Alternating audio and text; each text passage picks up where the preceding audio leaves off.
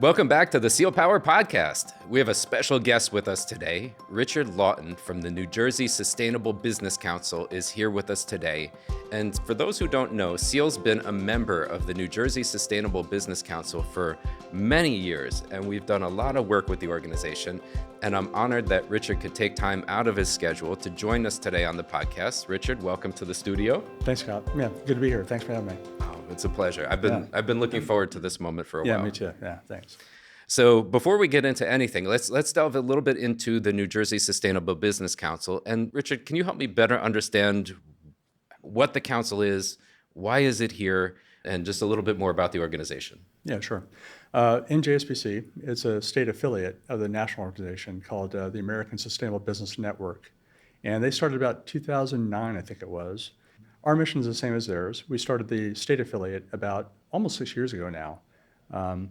So the mission of ASBN and NJSBC is to advance a combination of market-driven innovation and policy change, all aimed at creating a more sustainable and equitable economy overall.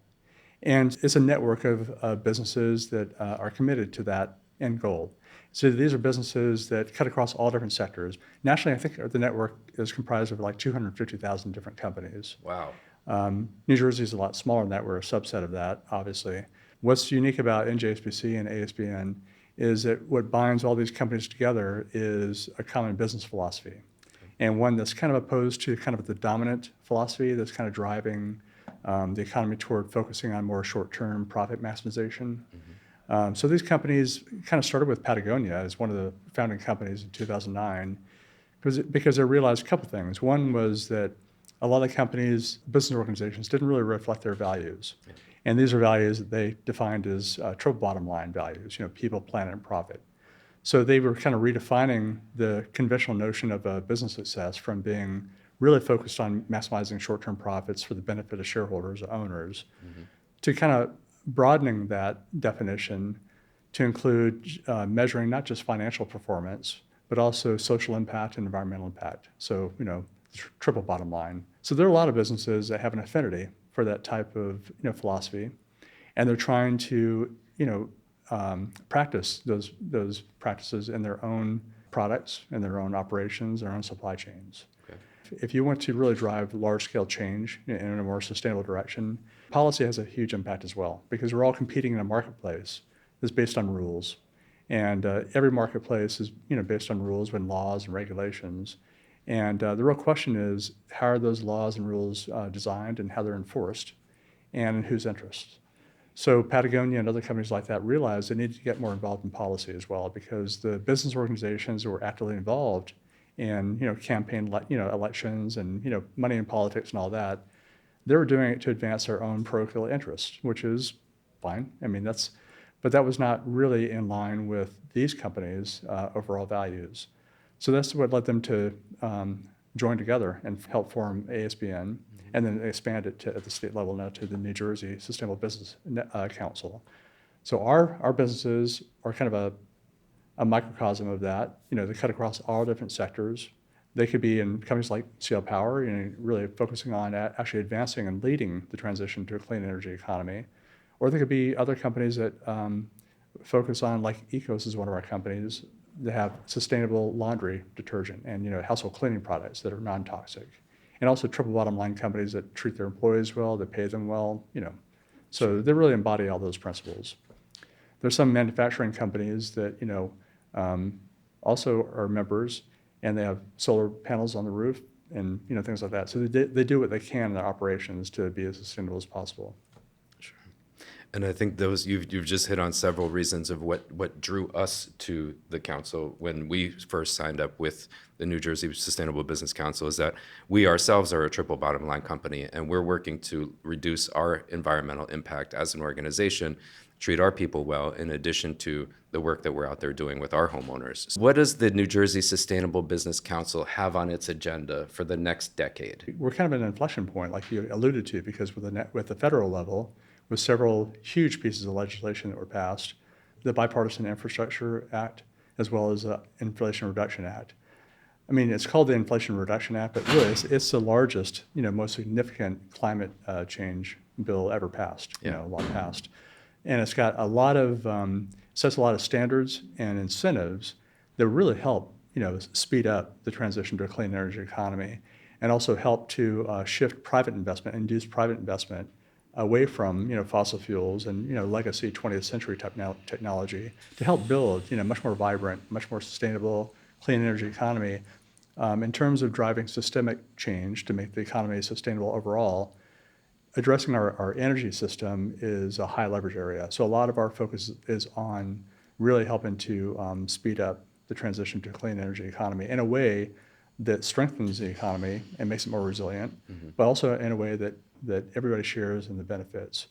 Yeah. So we're focusing on 3 areas in terms of clean energy, and the broad areas would be transportation. Transportation in New Jersey accounts for, that sector is the largest sector in terms of carbon emissions.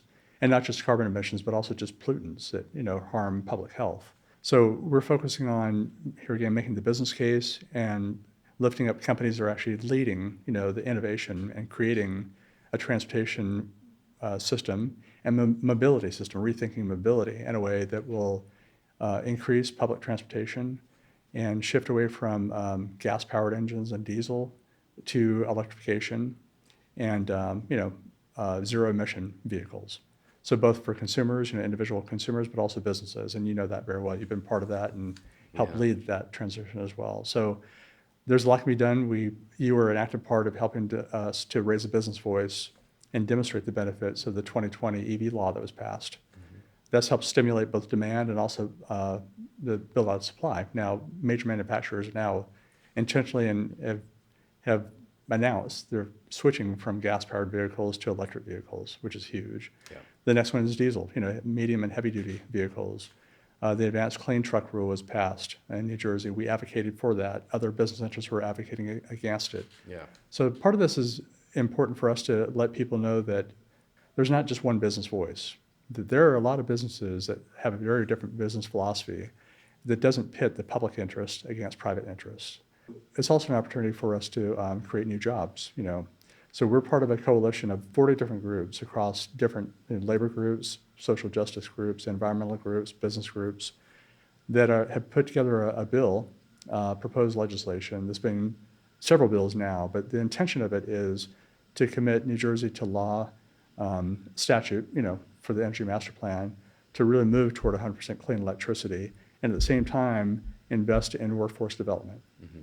And one of the ideas is that we're working with legislators on right now is developing 13 different workforce development hubs in marginalized communities that need that employment. That's fabulous. And then matching employers like Ciel Power and other, solar developers, community solar, offshore wind, the entire supply chain that's being built up, hopefully locally for local jobs for offshore wind, welders, electricians. There's going to be huge demand for labor that we need, skilled labor, every kind of labor. And we need to make sure that we can kind of match the workforce needs with the people that are in these communities. Wow. So that's pretty exciting. We're working on that. And the third area is offshore wind and clean energy in general, but offshore wind in particular. And Governor Murphy recently announced that the target has been raised from 7,500 megawatts to 11,000 megawatts by, I think, 2035, I believe. I could have that wrong. But the point is, New Jersey is one of the leading states in the United States in terms of actually developing offshore wind off the coast. And that will basically generate clean electricity that could power, I think I've seen estimates from 30 to 40% of all the households in New Jersey. Wow. Which means that energy mix can shift away from carbon-based fuels more toward renewables. And one side effect of that is it'll also enhance our national security, because now with everything going on in geopolitics, even though we are one of the largest producers of fossil fuels and petroleum, it's still a global market. So the United States has really been affected, by the geopolitical, disruptions from the Russian invasion of Ukraine. And it just shows how volatile this fuel source is. I think fossil fuels account for about 78% of our energy supplies. It makes sense to diversify our energy portfolio in such a way that much more of it is in locally produced, renewable sources of energy, like offshore wind, with local jobs. So those are 3 major areas we're kind of focusing on now, but also the next 10 years. One of the action items that we recently engaged in together was your effort, us signing on to your effort to preserve the clean energy funding. We've been outspoken on that as an organization. Can you speak to a little bit about your actions there? Yeah, sure. I mean, the Clean Energy Fund is something that's funded by taxpayers, by people that pay their energy bills, individuals as well as families and households and also businesses. And it's actually earmarked to go into a fund that's dedicated toward creating programs for energy efficiency, for solar, community solar. The problem has been, and this starts back to the Corzine administration, continued to the Christie administration. Governor Murphy promised not to do this, but has done that. And not just the governor, my understanding is the legislature has a role to play in here as well, because it is a budget. It's not just the governor's budget, it's the legislature's as well. And what's happened on a regular basis, unfortunately, is that all the funds that have gone into the Clean Energy Fund, they're actually dedicated toward funding these programs. They've been rated to help plug holes in other parts of the budget, and most notably the transportation, New Jersey Transit. And not to say there's not a need, that's not a legitimate need, but it's really against the spirit and also the letter of what that fund is for. And I think there are some interests that would like to see this fund just go away completely. Yeah. That they don't believe that there should be incentives for clean energy, even though we still have subsidies in place and incentives for fossil fuels. So you may hear about a free market. It doesn't really exist. Or a perfectly sustainable market. That doesn't exist either. Those are both two extremes. We do operate in a market that's run by rules and regulations, or you could even say it's like software code. And if you go on the website for New Jersey alone and look at the legislature, you'll see all these bills, that are being considered, going through committee and passed. That's like legal code. So it means there are lobbyists, there are business interests, they're actively investing in making sure that coding benefits them.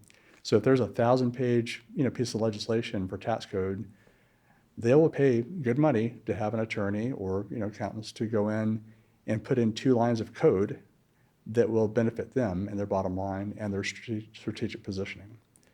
That's just fact. That's just the way it is. And policymakers are used to hearing from the same lobbyists, hearing from the same business interests. They need to hear from other voices. And that's why it's so important for companies that have these values to do everything they can to become more sustainable in their own operations, but also help raise a business policy voice at all these different areas, because that's happening all the time. And to that end, if there are business owners that are listening or businesses that want to get involved in something like this, how can they go about joining the New Jersey Sustainable Business Council? Pretty easy. You can contact me directly, but we have a website. It's at njsbcouncil.org, and we have a link that says join us, I think it is, and it's very simple. And if you have questions, feel free to call me too. Contact me as well. I'd be glad to talk to anybody interested. And what I like about Ciel Power, your company, and all the other companies we work with, they offer tangible examples and testimonials of what sustainability looks like, And it's not an absolute thing. It's like, it's complicated. You know better than I do. I mean, it's like there are always trade-offs. I mean, even when you're trying to be socially responsible, environmentally responsible, you have to make a profit. That's just the way it is. And that's not always easy. There are always trade-offs. There's tension between those 3 things. But the difference is these companies are willing to embrace that tension and actually work with it instead of trying to externalize their costs and focus on profits. Yeah. So we try to hold up Ciel Power and other companies to talk about how they're walking the talk. And inspiration, saying, I can do that, it's possible. Somebody's actually doing it. They're walking the talk. I can too. How do they actually navigate through all these different trade-offs and challenges and stuff like that? I've learned a lot here. Where can people follow you to find out what the New Jersey Sustainable Business Council is up to? I'd say 3 things. One is we have a LinkedIn page. The other is Twitter. We have Twitter. So at NJSB Council, I believe it is. I think it is. Okay. Those are the 2 primary. Also our website. And on the website, please make it a point to sign up for our newsletter, so we can have you on our list and be glad to include you in e-blasts that bring attention to actions that we need to bring to your attention. Those are 3 different ways you can do that. Awesome. Thanks for tuning in, and we'll be back with our next episode soon.